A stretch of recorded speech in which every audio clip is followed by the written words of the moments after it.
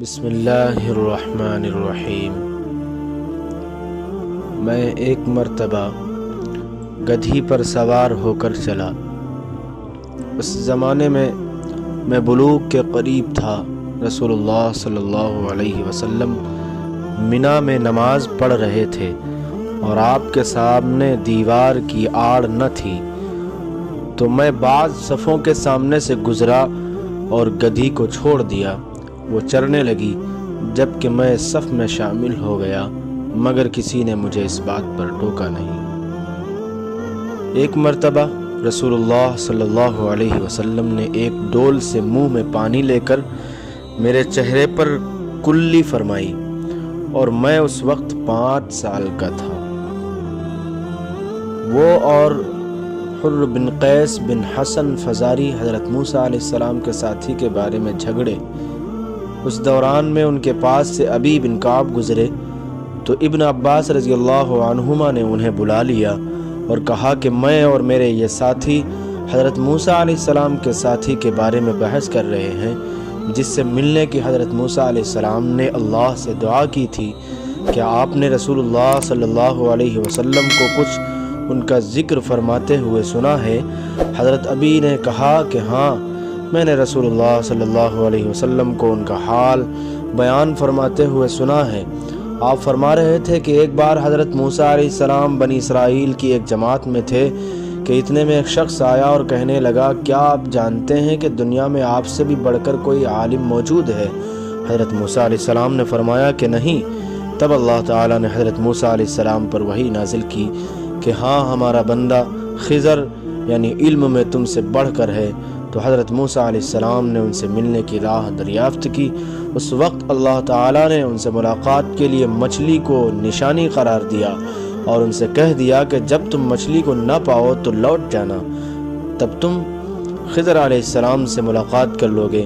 حضرت موسیٰ علیہ السلام دریا میں مچھلی کے نشان کا انتظار کرتے رہے۔ تب ان کے خادم نے ان سے کہا کہ آپ نے دیکھا تھا کہ جب ہم پتھر کے پاس تھے تو میں وہاں مچھلی بھول گیا اور مجھے شیطان ہی نے غافل کر دیا۔ حضرت موسیٰ علیہ السلام نے کہا کہ ہم اسی مقام کے تو متلاشی تھے۔ تب وہ اپنے قدموں کے نشانوں پر باتیں کرتے ہوئے واپس لوٹے۔ وہاں خضر علیہ السلام کو انہوں نے پایا۔ پھر ان کا قصہ وہی ہے جو اللہ تعالیٰ نے اپنی کتاب میں بیان فرمایا ہے۔ آپ صلی اللہ علیہ وسلم نے فرمایا کہ اللہ تعالیٰ نے مجھے جس علم و ہدایت کے ساتھ بھیجا ہے، اس کی مثال زبردست بارش کی سی ہے جو زمین پر خوب برسے۔ بعض زمین جو صاف ہوتی ہے وہ پانی کو پی لیتی ہے اور بہت سبزہ اور گھاس اگاتی ہے، اور بعض زمین جو سخت ہوتی ہے وہ پانی کو روک لیتی ہے۔ اس سے اللہ تعالیٰ لوگوں کو فائدہ پہنچاتا ہے۔ وہ اس سے سیراب ہوتے ہیں اور سیراب کرتے ہیں، اور کچھ زمین کے بعض خطوں پر پانی پڑتا ہے جو بالکل چٹیل میدان ہوتے ہیں، نہ پانی روکتے ہیں اور نہ ہی سبزہ اگاتے ہیں۔ تو یہ اس شخص کی مثال ہے جو دین میں سمجھ پیدا کرے اور نفع دے۔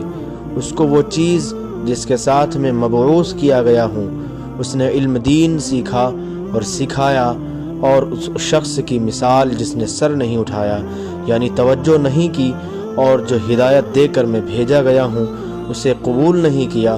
حضرت امام بخاری رحمۃ اللہ علیہ فرماتے ہیں کہ ابن اسحاق نے ابو اسامہ کی روایت سے قبلۃ الماء کا لفظ نقل کیا ہے۔ قا اس خطے زمین کو کہتے ہیں، قا اس خطے زمین کو کہتے ہیں جس پر پانی چڑھ جائے مگر ٹھہرے نہیں، اور صف اس زمین کو کہتے ہیں جو بالکل ہموار ہو۔ رسول اللہ صلی اللہ علیہ وسلم نے فرمایا، علامات قیامت میں سے یہ ہے کہ دینی علم اٹھ جائے گا اور جہل ہی جہل ظاہر ہو جائے گا، اور علانیہ شراب پی جائے گی اور زنا پھیل جائے گا۔